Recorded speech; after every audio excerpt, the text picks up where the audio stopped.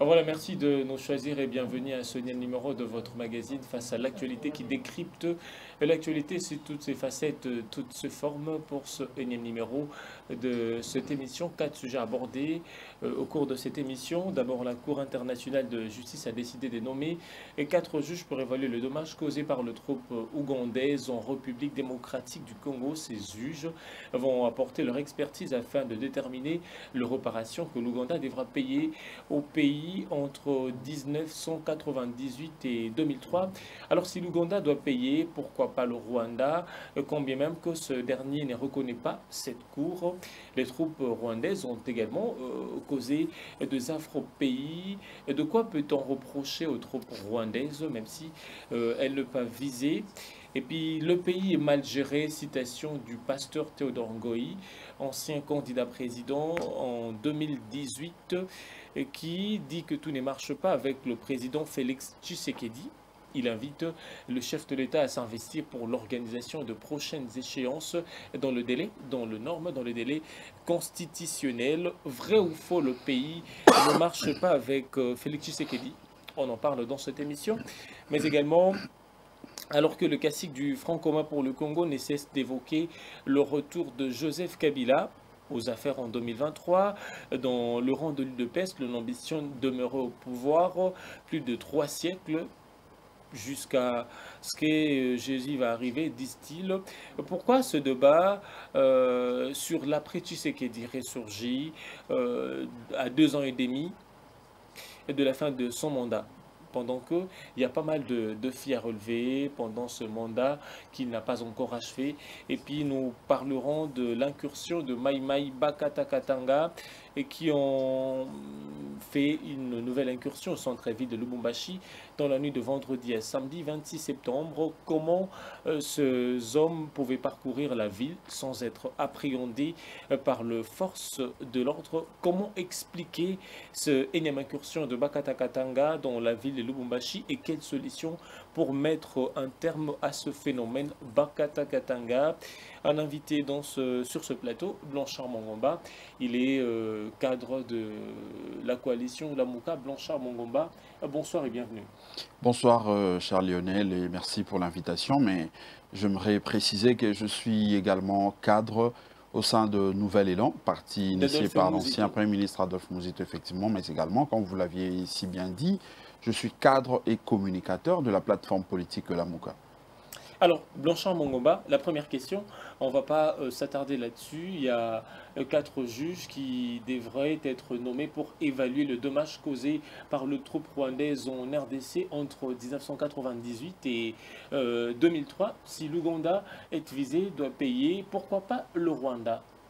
Premièrement, il faudrait reconnaître que là, nous sommes en matière du droit international et les droits internationaux publics, bien sûr, est régi par les normes. Ce qui fait qu'il y a un principe en droit international, c'est que lorsqu'il y a une cour qui a été instituée par un acte juridique, c'est-à-dire par la charte qui crée cette Cour internationale de justice, pour que la Cour impose ou pour que la Cour essaye de connaître les infractions, les faits qui ont été commis dans le territoire d'un pays, le pays en question doit, selon que la charte l'organise, reconnaître la compétence de cette Cour. Ce qui fait que le Rwanda n'avait pas justement reconnu la compétence de cette Cour internationale de justice, ce qui fait que malgré le fait qui justifie l'agression du Rwanda comme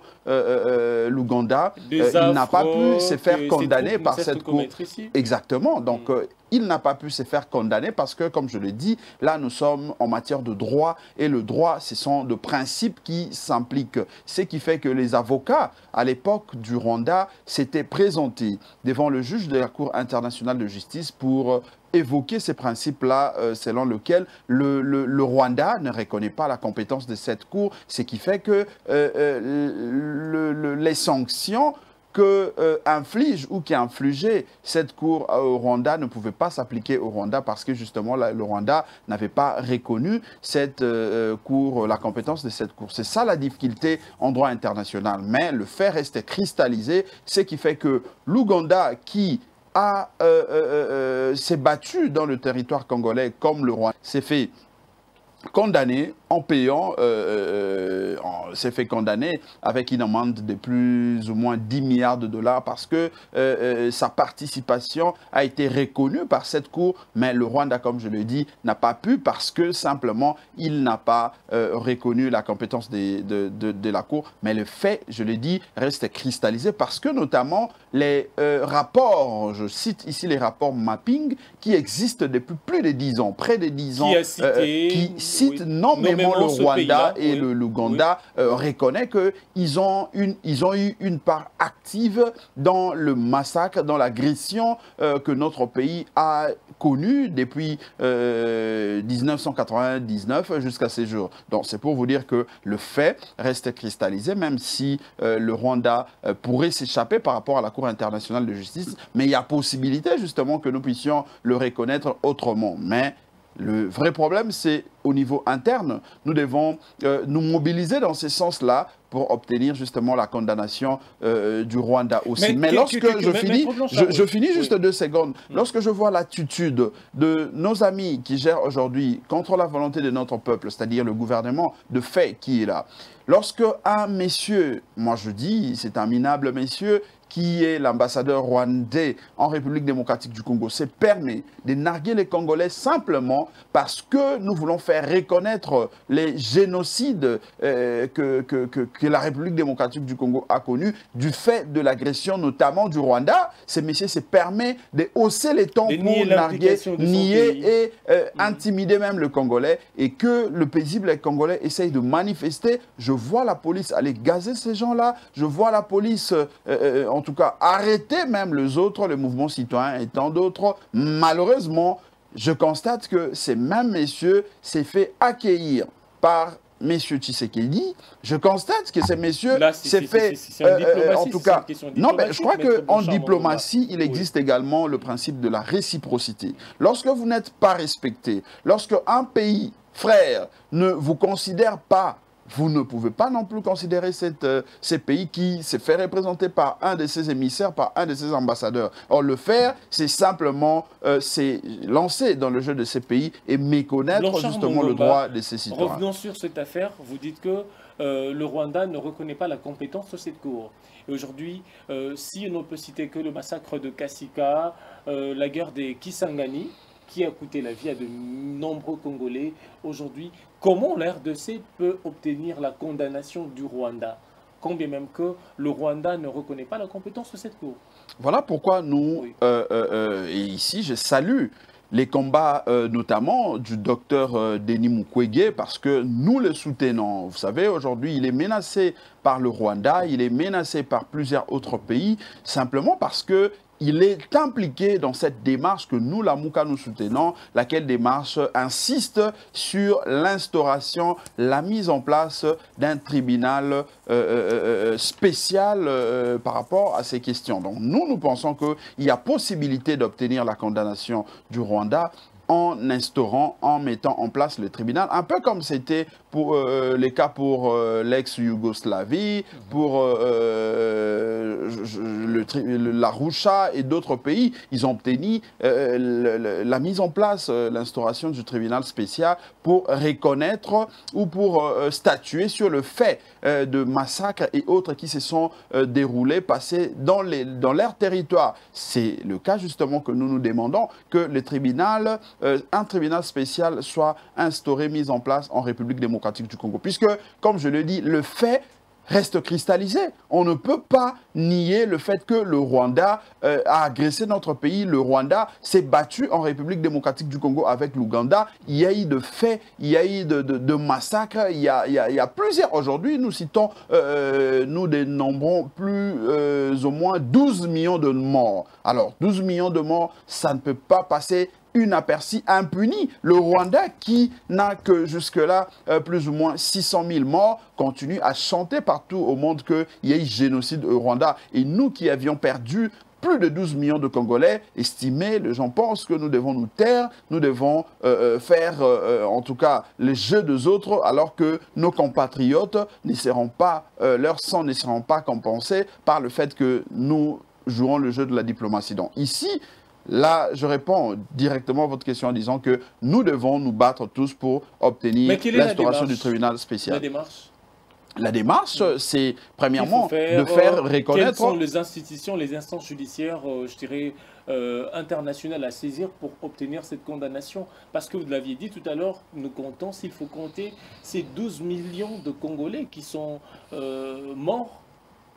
Je crois que, premièrement, c'est comme ça que vous aviez vu le président élu, Martin Fayoulou, et la coalition Lamouka. Nous avions organisé au mois d'août dernier cette activité qui dénonçait justement le génocide en République démocratique du Congo. Malheureusement, ça n'a pas été accompagné par les autres, mais le peuple congolais avait montré qu'il était des cœurs, il était mobilisé derrière cette affaire parce qu'il s'agit des sangs de Congolais. Et vous aviez vu, ça a été une réussite. Donc nous devons avoir une dynamique interne pour faire reconnaître cela aux institutions des Nations Unies, notamment le Conseil de sécurité et les autres, parce que en faisant la pression, en démontrant qu'effectivement nous avions perdu le nôtre et que cela, ces faits, ne peut pas rester impuni. Parce que le Rwanda, avec ses 600 000 morts, comme je le dis, s'est fait visiter par tous les autres. Ils se battent pour obtenir la condamnation de ceux-là qui ont participé à ces massacres.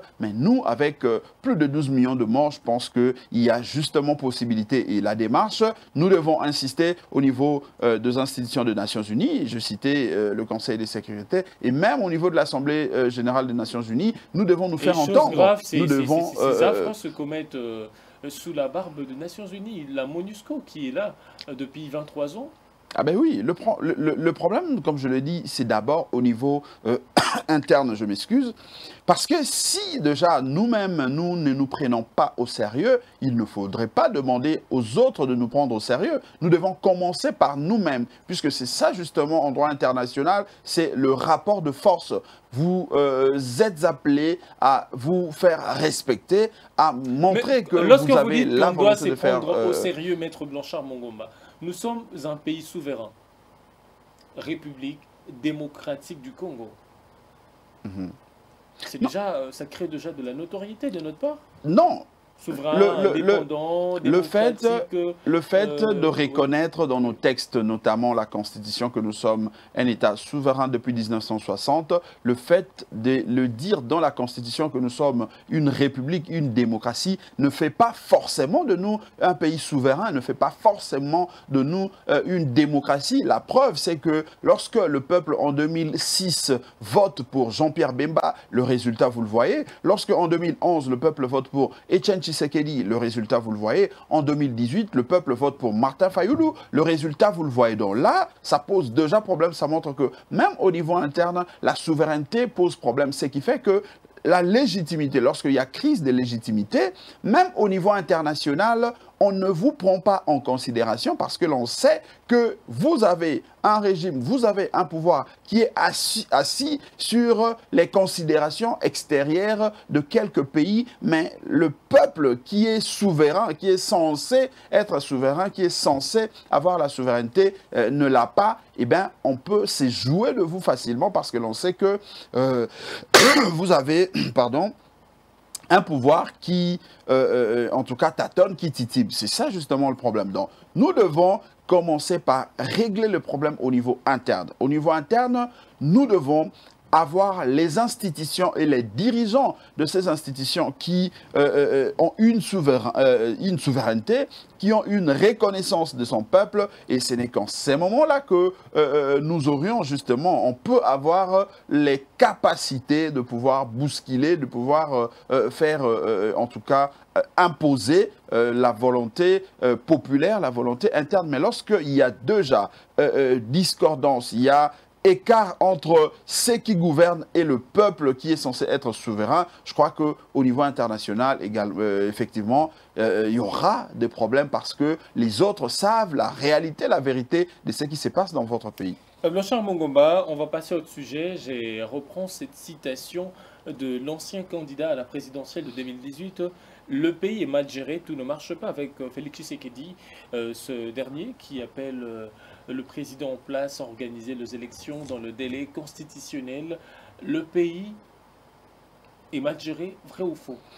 Non, je crois que ces candidats à la présidentielle de 2018 n'a fait que dire ce que nous voyons tous à l'œil nu. Parce Le qu'aujourd'hui, pays est mal géré, vrai ou faux? non, le pays est très mal géré. Il ne faut même pas dire que le pays est mal, mais le pays est très mal géré. Pourquoi? Pourquoi? Premièrement, lorsque on a un pouvoir qui n'émane pas tout droit du peuple, mais un pouvoir qui émane d'un deal politique, un pouvoir qui dépend des humeurs de personnalités censées être, en tout cas, de bonnes personnes pour accompagner le peuple, mais il s'avère que ces personnes-là sont des dictateurs, ça pose problème.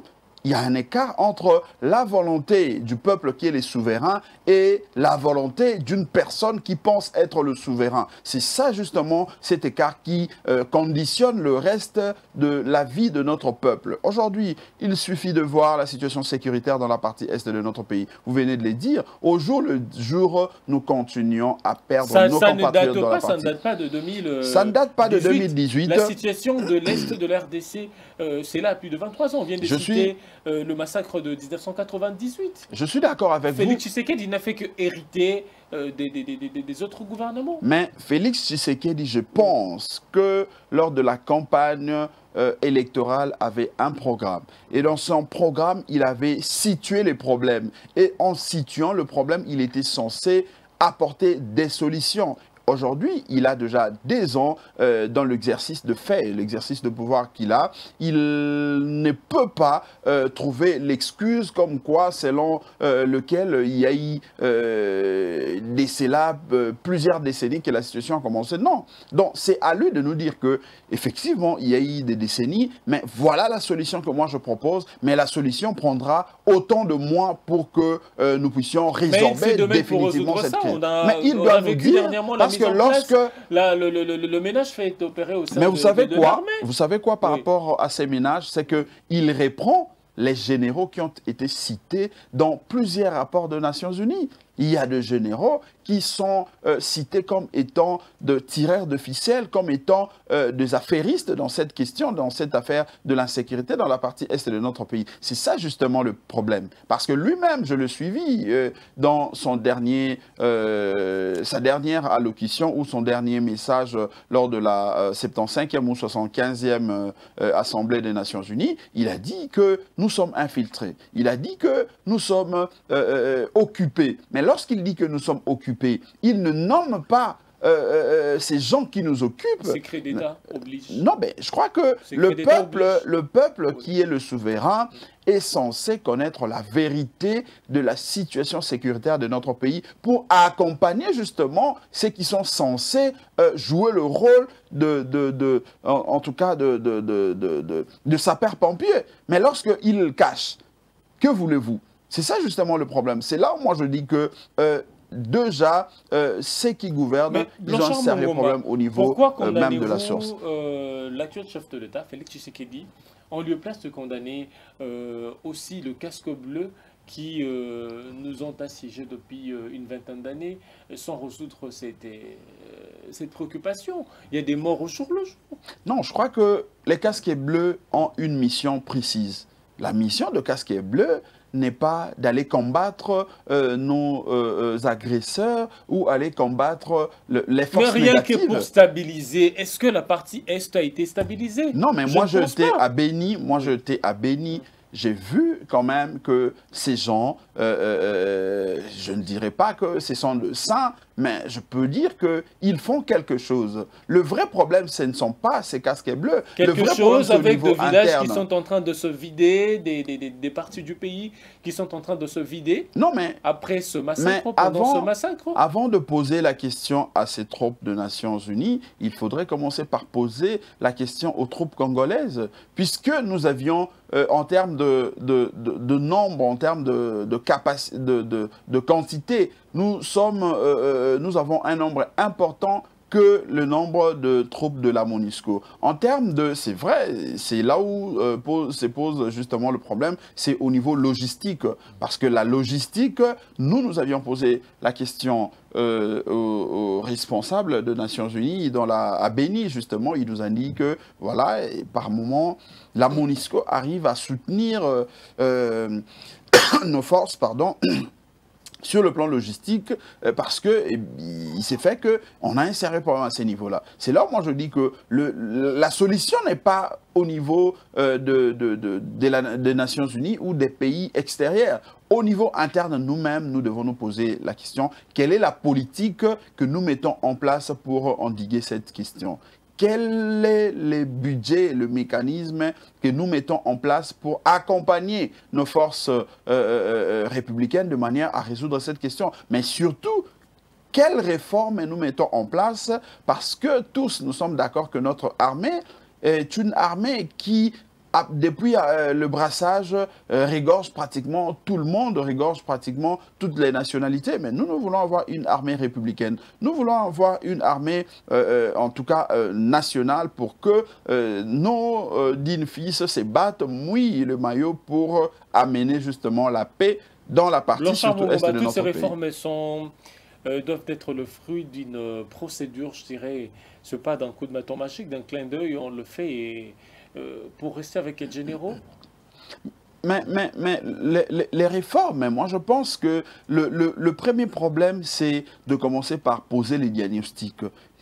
Où se trouve le problème? Nous avions vu le problème que non, on a une armée qui est infiltrée, une armée où nous avons des généraux... Brassage, logistique. C'est dû au fait du brassage et autres. Mais maintenant, quelle solution apporter? Nous devons aller aux réformes. Mais ici, lorsque Martin Fayulu, le président élu, et la plateforme politique La Mouka proposent que nous puissions réformer toutes nos institutions, notamment l'institution armée au niveau sécuritaire, les gens boudent un peu.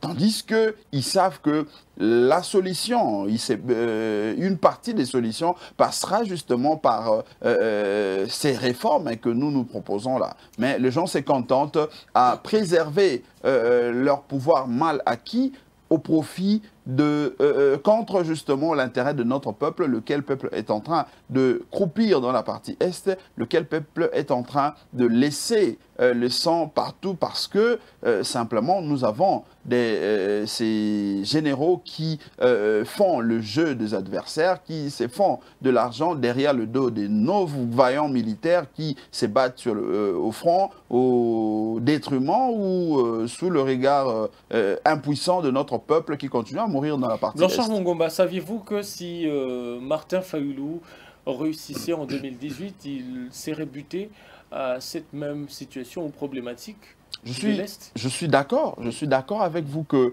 Martin Fayulu ne tombe pas du ciel. Martin Fayulu, c'est un compatriote, c'est un Congolais comme tous les autres, mais à la seule différence que Martin Fayulu a un programme. Martin Fayulu a été élu à plus de 62% par le peuple congolais parce que le problème c'est pas les programmes, le problème c'est l'exécution de ces programmes pour que ça produise de fruits. Mais que l'on voit ces groupes armés qui sont en train d'écumer notre partie Est de se retirer. Mais puisque vous parlez de l'exécution... Parce que Félix Tshisekedi a aussi un programme. Lors de la campagne, il a annoncé.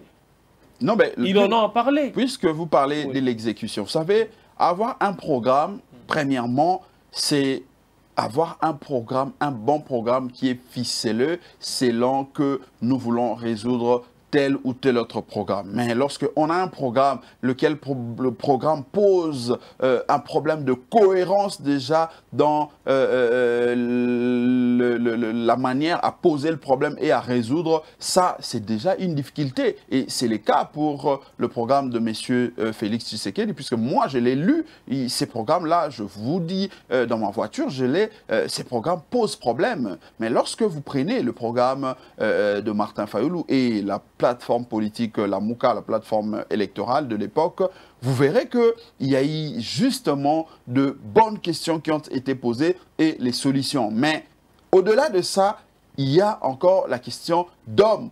quel homme mettre en place pour appliquer un tel programme. Je vous dis ici que dans la plateforme politique Lamouka, nous avons un Jean-Pierre Bemba, lequel avait résolu cette question, avait, avec ses troupes, en tout cas stabilisé justement pendant quelques temps, avant le 1+4, la partie est de notre pays, avec l'affaire Emma Lendou et les autres, il a eu à s'imposer avec ses troupes. Donc nous avions, lorsque nous élaborions le programme de la Mouka, toutes les capacités en termes de hommes et en termes de diagnostic pour essayer d'apporter les solutions aux problèmes de la République démocratique du Congo. Ce n'est pas pour rien que nous nous parlons, ce n'est pas pour rien que le peuple avait donné plus de 62%, j'insiste, à Martin Fayoulou. Mais malheureusement, la dictature a eu encore raison à la démocratie, la dictature a eu encore raison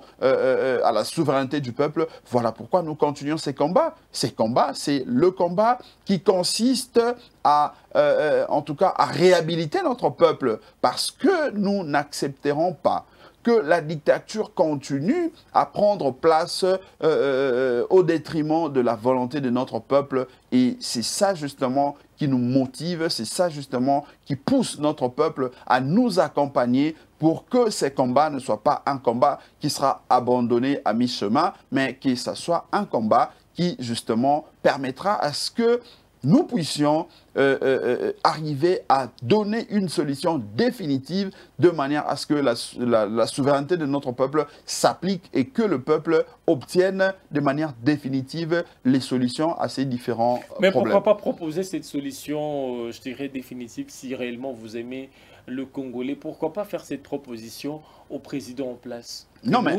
nous, la Mouka, vu ce qui se passe, nous avons une solution, je dirais, urgente, idoine, utile, une solution qui pourrait résorber ce qui se vit aujourd'hui dans la partie. Pourquoi pas le faire à l'actuel président qui avait dit dans différentes sorties médiatiques qu'il était ouvert avec l'opposition, travailler avec tous, qu'il est là, ouvert à toute proposition? Non, mais le problème, ce n'est pas à nous de faire de propositions, même si nous le faisons déjà, mais ils n'arrivent pas à l'appliquer. Mais plutôt, le problème, c'est trouve Est-ce que vous l'aviez fait? Est-ce que vous l'aviez fait? Je prends un cas. Lorsque nous parlons du plan de sortie des crises, n'est-ce pas ça une proposition?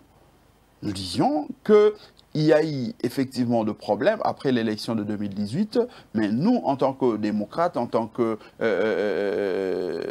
républicains, dans le sens de valeurs que nous portons, nous disons, nous devons avancer, nous devons trouver des solutions de manière à ce que notre peuple soit le seul gagnant.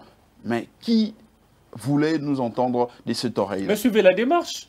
Vous avez le Parlement qui est là pour faire cette proposition. Suivez la démarche de 13 personnalités. Le Parlement illégitime. De personnalités qui ont consulté les groupes de 13, qui ont consulté les différentes personnalités. Et par après, la question sera soumise au Parlement d'ici là. Non, faites autant comme cela. Non, je crois que le vrai problème, c'est que nous sommes en face de gens qui sont en conflit permanent avec notre peuple. Parce que le peuple, c'est lui le souverain. Mais lorsque on dérobe, lorsque on arrache à ces peuples-là sa souveraineté, ça pose problème, ça crée de conflits. Qui sont stables. Non, je ne pense pas que nous avons des institutions stables, puisque lorsque nous nous retrouvons en face de des partenaires en coalition de gouvernance qui se réfutent la responsabilité, l'un dit à l'autre que tu as une majorité artificielle, tu as une majorité fabriquée de toutes pièces, alors que c'est lui qui dit cela est bénéficiaire justement de la majorité présidentielle, lequel provient des élections qui ont produit la majorité que l'autre a et que lui considère comme étant une majorité artificielle. Ça pose problème. Il n'y a aucune stabilité dans ces genres de coalitions. Et c'est ça justement le problème, c'est ça justement la crise dont nous... Mais du moins nous avons un Parlement, si la question est cruciale, très importante. Je crois que les députés vont s'agenouiller pour faire passer cette loi ou cette proposition. Non, mais regardez, il y a déjà le rapport, puisque nous avions connu les élections de 2018, lesquelles élections ont coûté à notre peuple près de 1 milliard de dollars, et nous avions à l'époque, et nous continuons d'ailleurs à demander qu'il y ait audit, il semblerait, la CENI a déposé quand même son rapport au niveau de ses bureaux, mais jusqu'à ces jours, aucune résolution. Attendons voir la dernière session, qui est une session essentiellement budgétaire qui pourrait s'apaisantir, se pencher sur cette question. Le problème, ce n'est pas d'attendre. Le budget, de comment est-ce que la CENI a pu dépenser cet argent? Non, le problème, ce n'est pas à ce niveau-là. Le problème, c'est déjà la volonté. Parce que là, nous avançons vers de nouvelles élections, mais avant d'en arriver, on aurait dû connaître déjà ce que la CENI a eu à dépenser lors des élections passées pour nous projeter dans l'avenir. Est-ce que l'Assemblée nationale a refusé? Non, mais jusque-là, depuis que la CENI a déposé ses rapports, ça fait déjà plusieurs législatures, plutôt, je voulais dire, vous avez des parlementaires, sessions. Mongomba. C'est à vos parlementaires de faire pression. Mais devant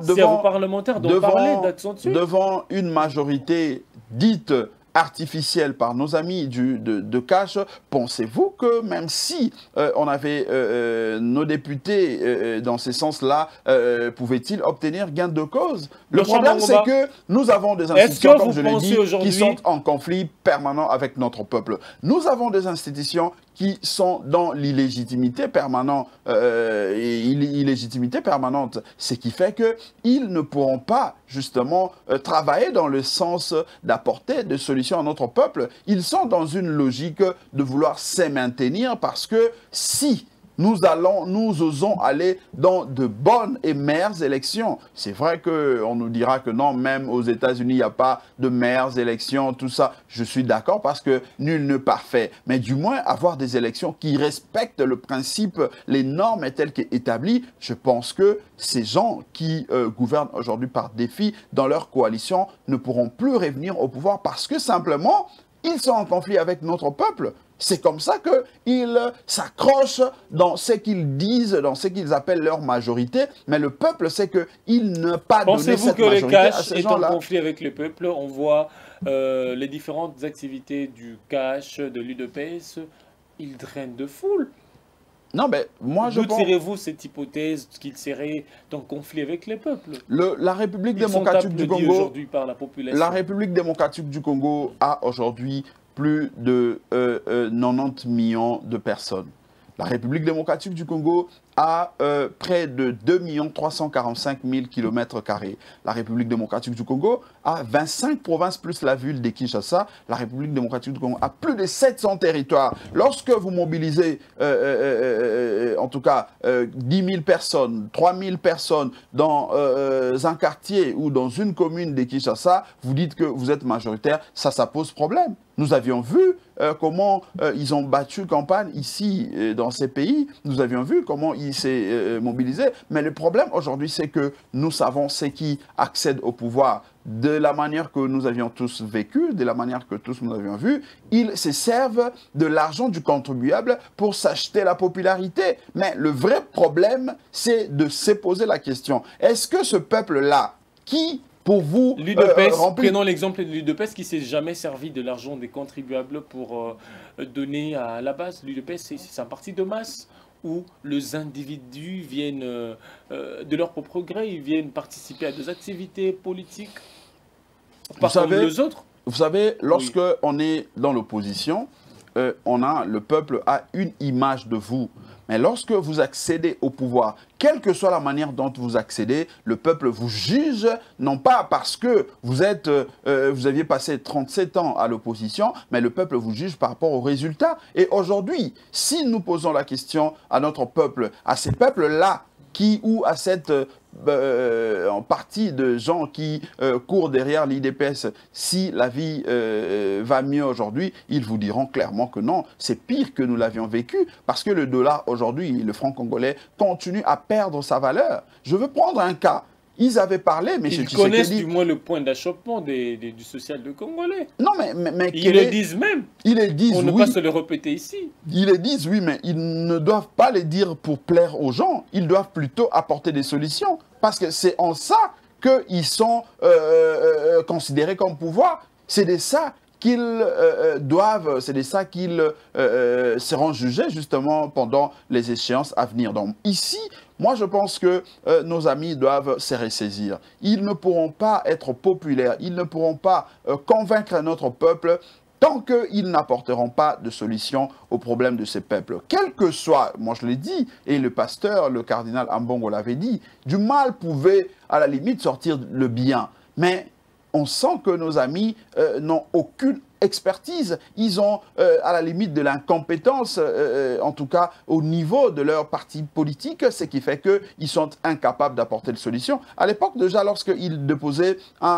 une prévision budgétaire, Ilunkamba, il faut le dire, avait déposé une prévision de 7 milliards, mais M. Tshisekedi, M. Tshilombo, lorsqu'il arrive, il dit non, ben, il faut aller à 11 milliards. Et nous déjà, dans la résistance, nous avions dit non, ça c'est une comédie, parce qu'ils ne pourront être à même de mobiliser ces chiffres-là qu'ils ont mis dans leurs prévisions. Ils se sont entêtés, ils ont dit, ben, nous allons, en tout cas, boucler partout où l'argent sort, tout ça. Mais lorsque le FMI est arrivé, les FMI avaient demandé, en insistant même, que messieurs, c'est lui de finances, élabore un plan de trésorerie. Il faut dire que le plan de trésorerie, sur le plan de principe, est élaboré trimestriellement, mais là, le FMI avait exigé que ce soit élaboré sur une période d'une année pour voir exactement la capacité mobilisatrice de notre pays. Et ici, pardon, il faut le dire que messieurs, c'est comment le nom, le ministre là, avait travaillé et il avait présenté un plan de trésorerie qui était estimé à 5,7 milliards.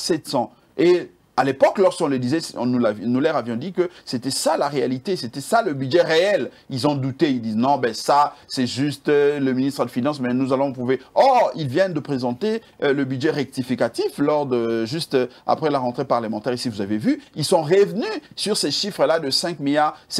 C'est pour vous dire que tout ce que nous disons, nous ne les disons pas parce que nous avons une haine, comme ils aiment bien le dire, contre M. Tshilombo, ou nous avions une haine contre l'IDPS. Nous les disons parce que nous avons besoin justement d'apporter un plus par rapport à la marche de notre pays. Et nous avons de l'expertise. Nous avons la connaissance parce que nous nous intéressons aux questions de notre peuple. Partagez cette expérience-là avec les autres. Mais Si vous en avez réellement, vous avez de je vous ai donné les cas. Nous leur avions dit que le budget de 11 milliards ne pouvait pas. Partagez-les avec les autres. Non, mais pour partager avec des gens, nous devons nous assurer que ce sont des gens qui ont le quitus, les mandats de notre peuple. Mais lorsque nous sommes en face des gens qui n'ont pas reçu mandat de notre peuple, allez partager avec ces gens-là de manière directe. Si vous n'êtes pas en mesure de partager avec les chefs de l'État, avec notre partagez du moins avec Freddy Matungulu qui était de votre... Non, mais Freddy Matungulu, je crois qu'il a tracé son chemin, il a opté pour le chemin de la facilité, tant mieux pour lui, il est libre, c'est un Congolais, nous l'encourageons, nous les soutenons de continuer sur la voie que lui a trouvé mieux, mais nous pensons que les combats que nous, en tout cas auxquels nous nous sommes engagés pour notre peuple, c'est un combat qui est plus salutaire parce que le plus important, ce n'est pas d'être dans de postes de responsabilité, mais c'est plutôt se battre pour amener notre peuple à sortir de ces marasmes, de cette situation catastrophique sur le plan sécuritaire, sur le plan social et même sur le plan politique, parce que le peuple peine à recouvrer sa souveraineté. Depuis 1960, si vous lisez le préambule de notre Constitution, on dit que parmi les problèmes qui bloquent les décollages de notre pays, c'est légitimité. Mais aujourd'hui, en plein 2020, nous continuons à faire les débats sur la légitimité, sur l'effectivité du pouvoir. Vous comprenez qu'il y a un sérieux problème qui nécessite à ce que nous puissions y travailler de manière à offrir à notre peuple le meilleur qu'il puisse en tout cas avoir. Blanchard Mongomba, troisième sujet. Alors que le cacique du Front commun pour le Congo ne cesse d'évoquer le retour de Kabila aux affaires en 2023, dans le rang de l'UDPS, l'on ambitionne déjà demeurer au pouvoir plus de 3 siècles. Ma question est celle de savoir pourquoi les deux familles politiques s'arrogent d'imaginer sur l'avenir d'après Tshisekedi. Non, ben, Alors qu'il y a pas mal de questions, de défis, je dirais, socio-économiques qui doivent être relevés. effectivement, je le relevais ici, c'est parce qu'ils n'ont aucun bilan à présenter à ces peuples. C'est parce que, également, ils sont en conflit permanent avec notre peuple. Voilà pourquoi ils escamotent le vrai question de notre peuple. Ils escamotent le vrai problème auquel le peuple attend d'eux. Le peuple attend d'eux plutôt les explications sur la situation sociale, sur la situation sécuritaire et même sur sa souveraineté, la situation de la démocratie. Ce sont ces questions-là. Mais lorsqu'il se cramponne sur le fait que l'UDPS devra s'éterniser au pouvoir, sur le fait que M. Kabila devra revenir au pouvoir, alors que la vraie question serait plutôt de se dire « j'étais au pouvoir pendant 18 ans ». Qu'est-ce que j'avais apporté? Quelle solution j'avais apporté au problème de notre peuple? L'autre pouvait se dire, ben, je suis là malgré la manière, mais qu'est-ce que je déjà apporté à ces peuples? Ce sont ça de vraies questions. Mais lorsqu'ils veulent nous amener en sautant justement, en faisant un saut, pour aller vite vers les débats selon lesquels ils doivent s'éterniser au pouvoir, ça montre à suffisance qu'ils fuient notre peuple. Une fuite d'avance. Une fuite d'avance, ils n'arrivent pas à regarder le peuple aux yeux. Ils doivent regarder notre peuple aux yeux. Donc ici, nous disons qu'ils sont encore dans les imaginaires. 2 ans et demi. Les mandats courent encore. Il y a encore 2 ans et demi. 2 ans et demi, mais le peuple vit au jour le jour. Ils peuvent étonner ce peuple. Non, mais lorsque vous n'arrivez pas à régler le problème de notre peuple pendant les 2 premières années, cher, en tout cas Lionel, il faut les dire que les 2 années restantes ne pourront produire aucun résultat positif. Encore qu'il y a la situation de la Covid qui vient encore d'aggraver la situation au niveau international. Je ne vois pas ces gouvernements... Vous l'avez reconnu que la Covid est un obstacle majeur pendant ce temps. Ben oui, ça c'est une évidence. Mais le problème, ce n'est pas le moment où la Covid est arrivée. Le problème, c'est de voir ce que l'on a fait avant que cette situation, cette catastrophe n'arrive. La gratuité de l'enseignement est un grave pas vers le social. Quelle gratuité? N'aviez-vous pas... Les parents s'en félicitent. Non, c'est une la escroquerie. Population s'en félicite. C'est une escroquerie, cette affaire de la gratuité de l'enseignement, puisque vous le savez, les enseignants de partout menacent déjà de gréver. Voilà pourquoi ils ont même ramené la rentrée scolaire au 12 octobre au lieu du 5 octobre, puisque les enseignants menacent. Je le dis ici, ils ont un budget de 5,7 milliards, alors que nous savons les voyages, différents voyages de M. Chilombo. Mais est-ce que ces menaces, Blanchard Mongomba, ces menaces ne sont pas nouvelles? Chaque année, on est habitué, les enseignants se répètent, nous allons gréver de ne pas commencer. Il y a toujours eu un consensus entre les deux parties, entre les enseignants et les bancs syndicats, entre le banc syndical et le gouvernement central. Non, mais pourquoi... Ce n'est pas une nouveauté lorsque vous dites qu'ils menacent des boycottés, ils menacent non, mais ils finiront toujours par reprendre. Non, mais est-ce qu'il y a une fierté que de dire que ce n'est pas une nouveauté? C'est ça justement le problème lorsque...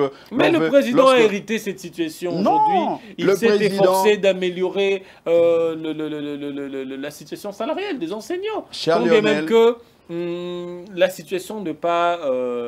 l'enveloppe n'est pas trop grande, mais déjà, lorsqu'un enseignant perçoit plus de 350 000 francs congolais, c'est déjà quelque chose par rapport à ce qu'il percevait. Cher ami, l'on ne devient pas président de la République. Là où il y a de bonnes choses. L'on ne devient pas président de la République pour constater le méfait de pouvoir ou de gouvernements qui vous ont précédé. L'on devient président de la République pour répondre aux desiderata de votre peuple, répondre aux problèmes sociaux, aux problèmes sécuritaires et tant d'autres de votre peuple. C'est ça justement le quart entre ceux qui sont là au pouvoir contre la volonté de ces peuples-là. C'est comme ça que nous disons qu'ils sont en conflit permanent avec notre peuple. Et nous qui avions, en tout cas, nous qui avions été désignés par ce peuple-là, parce que le peuple estimait que nous avions de solutions à leurs problèmes. C'est ça justement. Parce que pendant qu'eux, ils sont en train de dire que non, voilà, il y a eu 32 ans de Mobutu, il y a eu 18 ans de Kabila, il y a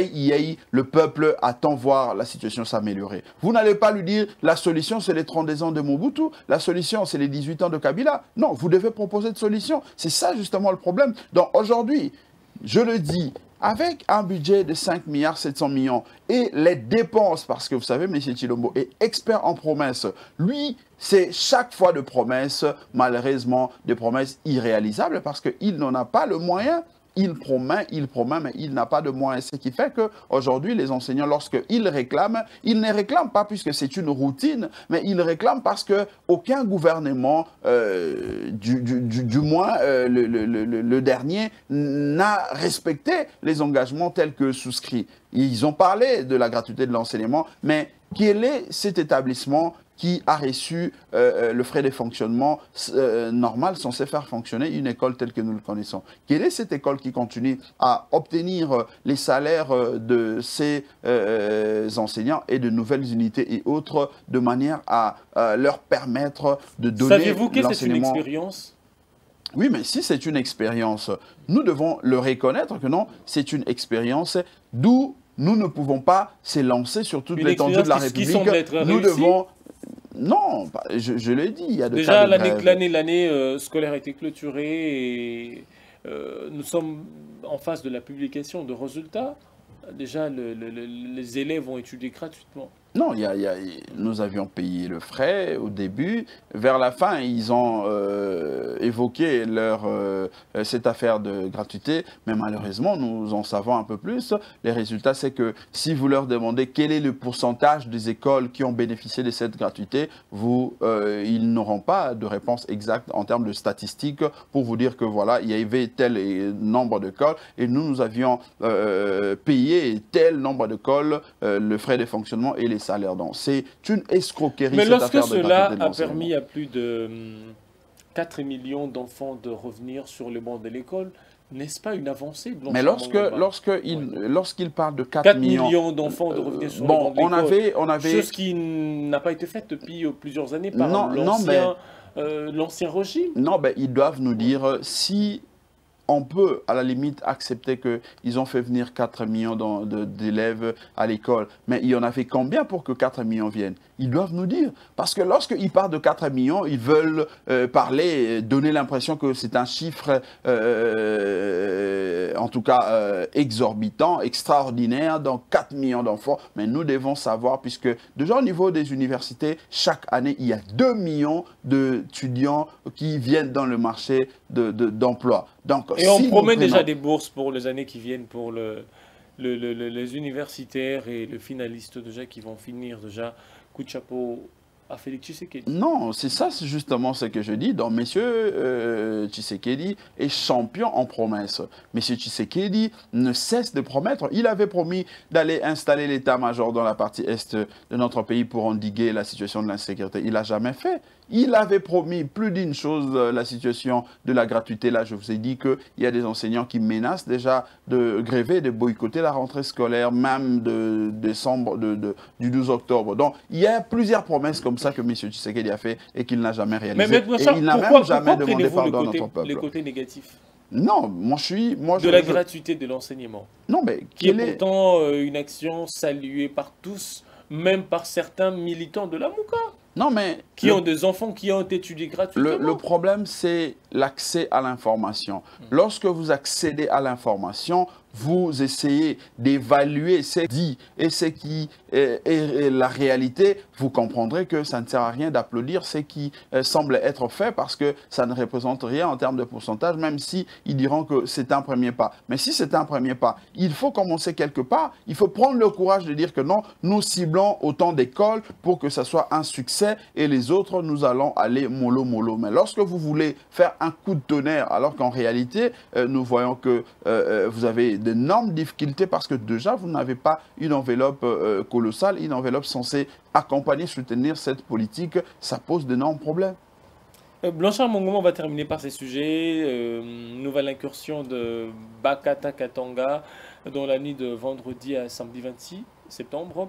Alors le citoyen, le Luchois se demandait comment les hommes armés pouvaient parcourir tant de kilomètres dans la ville sans être inquiétés, appréhendés par les forces de l'ordre. Une situation qui est intervenue quelques heures après le soulèvement des prisonniers de Kassapa à Lubumbashi. Maintenant, Charles, comment expliquez-vous cette énième incursion de Bakata Katanga dans la ville de Lubumbashi? Je crois que cette question nous renvoie à la situation de l'État, de l'effectivité de l'État dans notre pays. Je me rappelle encore du discours ou de l'homélie de, je m'excuse, du révérend Ekofo. Lorsque le révérend Ekofo nous disait qu'il n'y avait pas, il y avait absence de l'État dans notre pays, on l'a vu, il a été forcé d'aller en exil aux États-Unis. Et aujourd'hui, nous vivons pratiquement la même chose parce que la République démocratique du Congo, selon l'article 9 de la Constitution de notre pays, on dit l'État est appelé, l'État exerce sa souveraineté sur toute l'étendue de la République. Or, l'étendue de la République, comme je l'avais dit, c'est 2 345 000 km². L'étendue de la République, c'est 25 provinces plus la ville de Kinshasa. C'est près de 700 territoires, comme je l'ai dit, et les ethnies, plus de 400 que nous avons. Mais maintenant, lorsque dans une ville, dans une partie de la République, il y a un groupe de citoyens qui s'élèvent un bon matin pour inquiéter les autres sans que l'État assure la sécurité de ces peuples-là, ça pose problème parce qu'il y a un auteur, Carré de Malberg, qui dit qu'il y a existence de l'État lorsque l'État arrive à prendre à bras-le-corps la situation, les difficultés, les problèmes de son peuple pour le transformer en solution. Mais lorsque l'État n'arrive pas à résoudre le desiderata de notre peuple, ça prouve à suffisance qu'il y a absence de l'État. C'est là où moi je dis que nous devons travailler, au lieu d'aller de promesse à promesse, nous devons voir au niveau interne qu'est-ce qui est à la base de l'absence de l'autorité de l'État. Qu'est-ce qui est à la base, justement, de ces forces négatives qui ne cessent de pulluler un peu partout? C'est quoi, qu'est-ce qui est à la base de l'absence de l'autorité de l'État dont vous évoquez? Bon, l'absence de l'autorité de l'État, il faut dire déjà que le problème, il faut le voir à la source même, c'est la crise des légitimités. Lorsque nous n'avons pas un pouvoir ou nous avons un pouvoir qui n'a pas sa légitimité, eh bien, ça pose déjà problème. Il y a de contestations un peu partout. Nous avons un pays qui a plus de 400 ethnies, comme je l'ai dit. Mais si un pouvoir arrive ou un parti politique arrive au pouvoir sans avoir, en tout cas, l'assentiment de tous les autres, déjà, il y aura de problèmes, il y aura des contestations. Et lorsqu'il y a des contestations, il y a de frustrations, facilement, nous pouvons nous attendre à ce qu'il y ait d'infiltration, nous pouvons facilement nous attendre à ce qu'il y ait, en tout cas, manipulation des uns et des autres. Ça, c'est prévisible. Voilà pourquoi nous estimons qu'aujourd'hui, nous avons une possibilité de résoudre, de taire ces problèmes-là, de taire ces questions-là, en passant justement par le plan de sortie des crises du président élu Martin Fayulu et la plateforme politique de la Mouka. Parce que si nous travaillons dans ces sens-là, nous arrivons à faire de réformes. Lesquelles réformes vont nous amener aux élections, bonnes élections, lesquelles produiront les institutions et les animateurs qui ont la confiance de notre peuple. Je ne pense pas que ces problèmes vont encore se reproduire parce que le peuple aura des dirigeants qu'il voulait, aura des dirigeants qu'il mérite et aura des dirigeants qui auront l'obligation ou le devoir de redevabilité pour que la chose publique soit gérée selon la volonté de notre peuple. Or, tant qu'on ne résout... Mettons de côté le plan de sortie de crise de Martin Fayulu. Quelle solution pour mettre fin à ce énième attaque ou énième incursion de Bakata Katanga et Maï Maï? Mais je l'ai dit, on a un problème au niveau de notre armée. L'armée n'est pas une armée En tant que nationale, citoyen une congolais, armée qui n'est en tant pas, que citoyen congolais, Maître qui n'a Blanchard, pas de digne ne fils. soyez pas Lamouka, ne restez Nous pas devons réformer, accroché nous dans le devons plan Fayoulou, réformer mais en l'armée. tant que citoyen congolais, si l'on vous demandait quelle solution pour en finir avec cela? Non, c'est ça justement. Donc nous avons de généraux, nous avons des militaires qui par moment ne jouent pas le franc jeu avec les troupes, les forces loyalistes, si je peux ainsi les nommer. Donc ici, il faut détecter le mauvais élément, il faut détecter ceux qui ne jouent pas le jeu de notre pays. Parce que ce sont ceux-là qui nous amènent par moments de problèmes, ce sont ceux-là qui par moments se font soudoyer par les autres pour amener l'insécurité dans notre territoire. Mais malheureusement, lorsque soi-même on est mal élu, lorsque soi-même on a un problème de légitimité, on est incapable justement d'apporter des solutions, on est incapable de résoudre ce genre de problèmes qui, à la limite, semblent être mineurs, mais parce que il y a des gens qui boudent le pouvoir, il y a des gens qui contestent la manière dont vous êtes là, il y a des gens qui veulent aller d'ailleurs à la sécession, chose que nous ne soutenons pas, eh bien ça continuera comme ça. D'où la nécessité justement de chiter, de passer de manière obligatoire par le plan de sortie des crises du président élu Martin Fayoulou et la plateforme politique Lamouka. Merci beaucoup, Maître Blanchard Mongoma. Je rappelle que vous êtes cadre de Nouvel Élan du Congo et de la Mouka en même temps. Non, c'est Nouvel Élan et non du Congo. Donc, c'est le parti politique, ce Nouvel Élan, et de l'ancien Premier ministre Adolphe Mozito. Et effectivement, je suis cadre parce que je fais partie du secrétariat technique de la Mouka et communicateur de cette plateforme, grande plateforme que le peuple soutient, que le peuple accompagne. Une question qui est en suspense, une vraie alternance. À quand la remise est reprise? La remise et reprise, c'est juste une question d'heure parce qu'il s'est posé un petit souci par rapport Non, ça c'était une fabrication de réseaux sociaux. Vous aviez vu, pas plus tard que le samedi dernier, le coordonnateur sortant, Adolphe Mozito, et son épouse, le président élu Martin Fayoulou et son épouse, ils étaient ensemble où ils étaient allés assister à une messe qui a été dite à la mémoire de un de Dean fils, Iber Bangani, qui avait perdu sa vie ici à Kinshasa. Ils étaient là, nous étions tous là, nous étions allés s'incliner, prier pour la mémoire de cette personnalité. Je crois qu'il n'y a aucun souci, mais seulement, je m'excuse, le problème c'est c'était au niveau de la cellule politique. La cellule politique, c'est un organe qui est composé des représentants ou des délégués de chaque leader. À leur niveau, il y a eu un petit souci par rapport au timing que la Convention leur donne de 1 semaine pour élaborer les documents techniques, lesquels documents devraient permettre aux leaders de se réunir lors du présidium. C'est ces retards-là, mais je crois qu'ils ont déjà fini parce que chaque leader avait envoyé ses amendements pour que ça soit étoffé dans le document final. Je crois que si tout se passe bien par rapport aux agendas des uns et des autres, puisque le président Jean-Pierre Bemba, je crois qu'il est en déplacement, le président Moïse Katumbi, déjà ce week-end, je crois que le présidium aura lieu et il y aura passation de pouvoir entre le coordonnateur sortant, Adolphe Mozito, et l'entrant qui est le président élu, Martin Fayoulou. Maître Blanchard Mongoma, je vous remercie pour votre participation. C'est moi qui vous remercie et nous disons que nous sommes toujours disponibles pour apporter notre petite contribution à l'actualité ou à l'analyse de la situation politique de notre pays. Voilà, vous avez compris, c'est par ici que nous atterrissons. C'en est fini pour cette émission. 4 sujets étaient passés au crible au cours de cette émission, à qui l'on a donné la parole à Maître Blanchard Mongoma, qui s'est expliqué, qui a donné ses avis par rapport à différentes questions qui se posent, qui se présentent aujourd'hui.